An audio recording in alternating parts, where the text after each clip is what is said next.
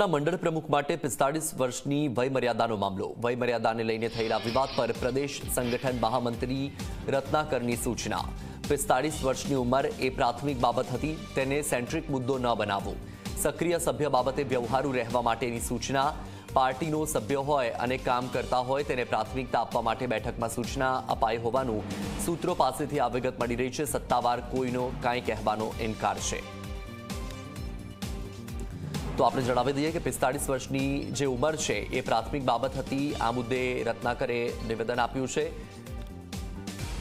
આ ભાજપના મંડળ પ્રમુખ માટે 45 વર્ષની વયમર્યાદાનો મામલો હતો અને વયમર્યાદાને લઈને થયેલા વિવાદ પર પ્રદેશ સંગઠન મહામંત્રી રત્નાકરની સૂચના કે 45 વર્ષની ઉંમર એ પ્રાથમિક બાબત હતી, તેને સેન્ટ્રિક મુદ્દો ન બનાવવો અને સાથે જ સક્રિય સભ્ય બાબતે વ્યવહારુ રહેવા માટેની સૂચના આપી હોવાની પણ સૂત્રો પાસેથી વિગત મળી છે.